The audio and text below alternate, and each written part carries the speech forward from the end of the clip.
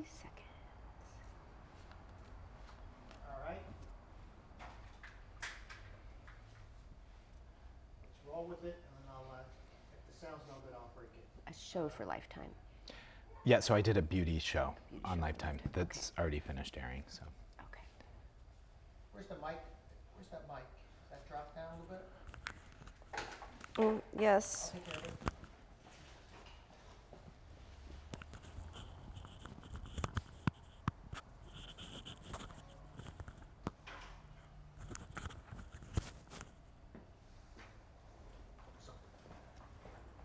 Stay. The other side would probably, because it's a solid side. Do you know what I mean? Like that's the part that falls over. Yeah, right. All right, we can do that. Let's do that. Yeah. I can produce beautiful. Oops. I just know fashion. Yeah, he could have styled you. You look great in these. She doesn't, she's so good. Oh my gosh. Thank you. I love those. Did Kate help you at all? No? Nope, you did all by. All right. Okay. When you're ready. Hey there, welcome to the Dr. Nina Show here on Focus TV Network. I'm your host, Dr. Nina Savell-Rocklin, and I am so excited to have Brandon Liberati here today.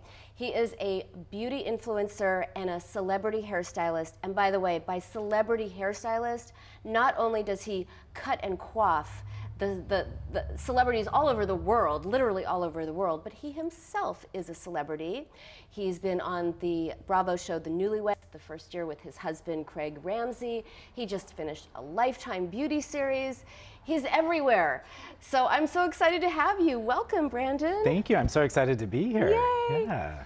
Okay, let me just start off with the question that every woman and many men in America want to know. Yes. What do you do about a bad hair day? You find me on Instagram, and I'll change that forever. How will you do that? What's your secret? My secret is, I'm full of knowledge on anything, products, cut. I can point you in the right direction. No, you are serious. Yes. You actually say, tell me what's going on, I will help you. I have my Instagram. I could show you my messages right now. And I do get back to everybody, so. That is amazing. Yeah. Well, that is very gracious of you. I think you're going to have to clone yourself pretty soon, though, because I don't know how you could do that. Hire a really good assistant. Okay, there you go. That's Maybe in my several. future. Maybe Yes. several of them. Right? Right. So maybe on a little bit more of a serious note, you said something that I thought was really provocative and interesting, which is that style cannot be legislated. Yes. And we're living in crazy times right now, crazy, crazy, crazy times in our country. And you were talking about how historically people have used hairstyles as a way of kind of saying something about women's power or things like that. Tell us about that. I think it's really interesting that whenever the country is going through something, we see a movement in fashion, in hair, in beauty. I was just in London and I saw the Balenciaga exhibit there, and some of his styles and dresses that he created in the 20s were met with hostility because of the shape that it gave women. And the same thing goes with hair. So I think when women are feeling repressed or put down, like we're seeing recently, it's a way for them to feel empowered, free, and that's 2018. You're seeing a lot of this. You're seeing the bobs, the lobs, the bangs, and the bob in the 20s. That's what it was. It came out with, because originally women with short hair were considered they're not respectable. Really? Yeah. Interesting. So, yeah, and then we saw it again with the pixie cuts in, the 50s, Audrey Hepburn, and then the 60s, Mia Farrow, and, the list goes on. And I think when you think of women in history that are powerful, most of them, like Cleopatra, had a bob. You could go throughout history. Joan of Arc had a bob. Well, it's easier to take care of. Yeah, it's easier to take care of, but it's also a statement. Right. It's non-conforming to what rules of femininity have been put upon women. So. And I guess that sounds a little more flippant than I meant. If it's easier to take care of, and you're not having to have someone help you with your hair, and it's not time consuming, you're free to, get up and get out the door and fight against oppression and totalitarianism. Yes. I'm just saying. You're just saying. If you kind of like get out of the shower and go, as opposed to, oh, I've got to put product and dry and do this or that. So. And that's empowering for a woman. I think that a woman taking back her time and her importance and, her family, the things that her job, the things that she needs to do. And it's interesting that you said that, because that's how the bob became popular in the United States. Was a woman by the name of Castle. She was having surgery, and so she cut her hair off to make it easier for herself. And she wore hats and turbans. And her friend convinced her to go out in public one day, and it took off. And the reason was for convenience. Yeah, so. Yeah, and style too. I know that the corset and the constraining and constricting and keeping women from being able to freely move about society and their lives and all of that, when people took off their corsets and shortened their skirts, it was really a symbol of things are changing. And women wearing pants. I think it's just been in the last 50 years that women could actually, wear pants to school, or so really? it's things are changing rapidly. And what's interesting to me is that with beauty and fashion, it's always focused around the woman and what's feminine, and the rules, I think, are being put upon them and sanitized by men. And I love that the times that we're in right now are women taking that back. That's why I wear black. Yes. But what about guys? Like my husband said, and my husband's not really into fashion, but it's to look nice. But he's like, I have 3 choices. I can wear a t-shirt, a button-down shirt, or like a pullover. Like that. That's it. That's all I can wear with jeans or pants or whatever. What about with guys? But see, I think that that's also the rules that are being put upon men. Yes. Men, historically as well, they used to wear heels. They used to wear wigs. So things are dictated by other people of what's masculine. And I have a thing that I was talking to you about, where, it's dress, and your style should be to express yourself, not to impress or conform. And I really believe that. And, that doesn't mean go out and dye your hair pink if that's not what you feel. Or it could. Or it could, yeah, definitely. It basically means, take something that serves you, that maybe pushes the limits of what society deems, masculine or feminine or ageist, or, and push it a little bit for yourself. Because I think we are also constricted by a belief system that we were raised with. So I really encourage people to, go step outside your box a little bit. And, it will, just a small amount will empower you and make you feel free. Yeah, my older daughter, when she was 8 years old, she convinced me. She has, what we charitably call dark blonde hair, i.e., blonde. And she convinced me that she wanted to dye it electric blue. Oh, yes. And so we did. And she went to school, and the principal called me, and she's all, your daughter has electric blue hair. And I'm like, yes, she does. Isn't it awesome? I love that. And the principal said, no, it's not awesome. Oh. You can't do that. And I said, why not? She said, well, what if all the kids started dyeing their hair electric blue? And I said, so what? Anyway, there was just this administration had such a hard time with my daughter's asserting her individuality at so early an age, that actually the school district ended up making a rule that you cannot dye your hair a color that is not found in nature. See. But I'm so proud of her. Yeah, well, and you as a parent, I'm proud of you as a parent. I mean, and the fact that your child now knows that she'll walk into life knowing that other people are putting those limits on her. not that her parents, or not that it's wrong. And I think that it's an important message. And I think that you know, domesticating us in our beauty and fashion, they can do that when you're young, but that's, you know, it can't be legislated when you're older. And it's a way to break free. You know, one of my clients is Rose McGowan, and we've seen her, you know, cut her hair off. Yeah. And, you know, that's why she wears a pixie. It's just taking charge back of who you are. And I love it. yeah, me too. Go. Me too. The other thing that I'm seeing in fashion and style is this, that beauty has no size. Like for such a long time, we as a public were told, hey, beauty is this is size 0. Beauty is size 2. Beauty is 6 feet tall and this big. Beauty is Barbie.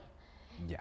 And now that's really changing, which is very heartening for me as someone who, you know, sees a lot of people with eating disorders or helps people who are trying to lose weight. I always tell them, don't try to be, you know, a little stick person. Be your healthiest you. So I love that, and there's still so much work to be done there. Yes. I was just at New York Fashion Week in spring, and I think they added. There was probably, you know, 40% more girls that were plus size than there was the year before. It's still, in comparison to the models there, I think there was probably, and I'm taking a guess, 30.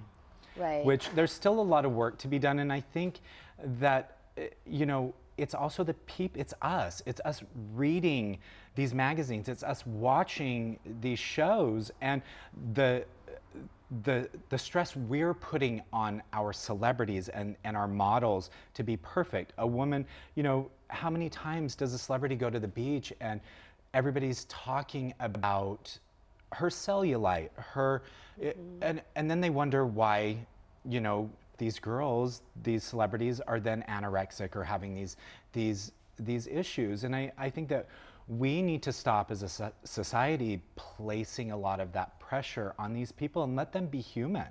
Let them be human. Yes, you let know? us all be human, and let Yeah. us also be interested not just on how we look. Look, I think it's important. How we look is important. Obviously, I love style. I think it's great. I love your boots. My boots. That's- Woo! yes. Do they show? Am I getting you them see on? those? Woo! I I'm love contorting it. like You're Craig, like my I'm husband now. contorting. Yeah, I like glitter, I like fashion, but like what I tell my girls is it's great to be beautiful, like be beautiful, but that's not enough. Like be a person who's a good person, who does things for others, who cares about the world, who makes a difference. That is even truer beauty. So Yeah. let's look good, but let's be good. When you feel like beauty is the only thing you have to contribute to society, there's going to be an issue, because that fades, and a lot of us don't know how to transition into aging, because that's also I also think that that's the next new frontier that we're going to cross, is, you know, getting older, and how we can do that beautifully, you know. Yes, that I am eager to see that, because Yes. what I see most of all with my patients who lose weight and they go from being, oh, I feel so fat, or I am fat, or whatever it is, invariably they lose weight and then it transfers to something else. If they don't deal with, you know, what was eating at them, it'll be like, I look old. Oh, I look so Yeah. old. Whether they're 25 or 65, so interesting. So You know, a lot of people don't agree or don't like the Real Housewives. Coming from Bravo, I know a lot of them, and I have to give these women props. I believe it's, who is the famous feminist? Virginia Woolf? Gloria Steinem. Gloria Steinem, Virginia Woolf. I'm way back in time. Well, she counts. Yes, Gloria Steinem cannot stand them, and I disagree with her in the sense they are now bringing women and putting women, and none of them, I believe, are under 50 years old, and they have a following that spans all ages, and these women are sexy, they're beautiful, they're it's not about their husbands, it's not about their kids, regardless of what you like, what they're doing, they're making being an older woman, a middle-aged woman, sexy and people want to aspire to be that. They run businesses, they're professional. They, you know, again, regardless of whether or not you like what they're doing, Right. they are making it beautiful to be, you know, a middle-aged woman, which I love. I love that about that show. Yeah, beauty is not a size, and beauty is an age. Yeah. Yeah. So totally shifting gears.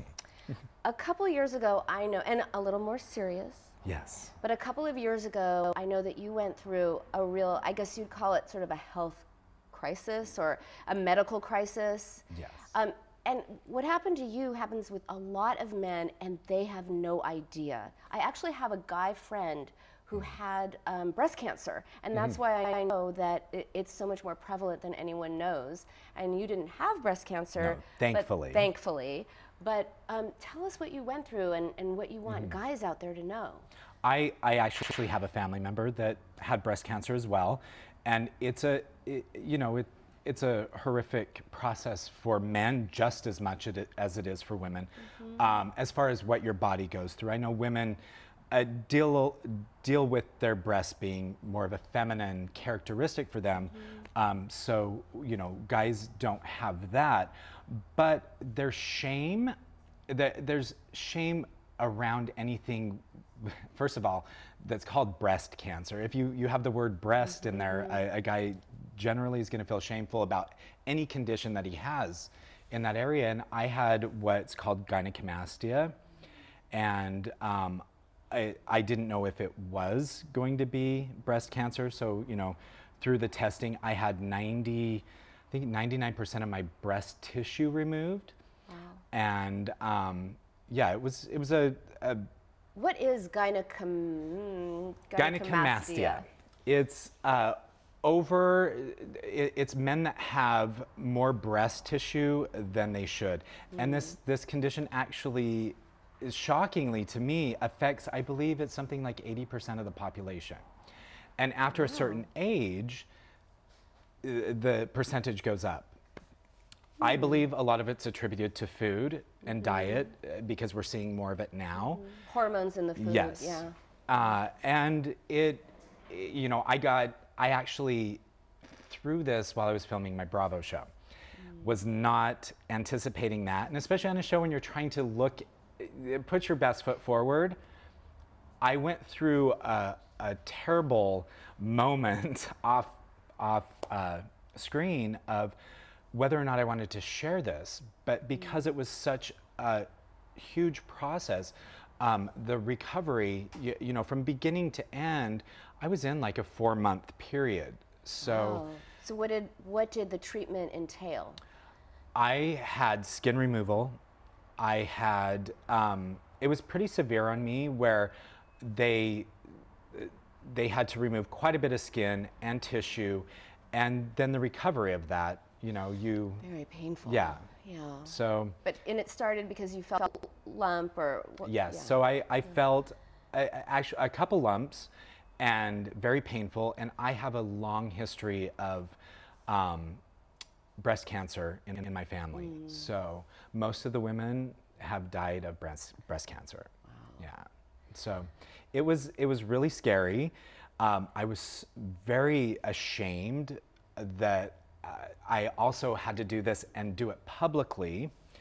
And when I came to terms with the fact that, okay, I have this platform, I'm going to talk about something that most guys don't talk about, even to their wives or their girlfriends. And I had a wonderful doctor, Dr. Joseph Cruz, here in Newport Beach, who did an amazing job. His staff, everything about the process was, it was as good as it possibly could be going through something like that. And it encouraged a lot of people to seek help. And, you know, it's, interestingly enough, if you're a woman, I had, I believe it was 200 cc's of breast tissue removed, which for a woman, your health insurance will cover that as a breast reduction. As a man, even though I was being treated as possible cancer, they cover nothing. They saw it as elective Elective. surgery? So it's completely elective. And what's sad is when you see these young teenage boys that are affected dramatically by this. And I'm not talking just breast tissue, but you know, abnormalities. For men, it's considered elective. And I just wanted to bring awareness that there is no shame behind this. It affects more men than they want to admit. And I thought maybe it would spark a conversation between their girlfriends or their wives of, you know, even does this bother you? If not, not a problem. But, you know, generally there's a lot of mental angst that because goes in that. men are influenced as well by these images that they see in social media and magazines, on TV, of, you know, kind of Adonis-like, you know, perfectly sculpted guys.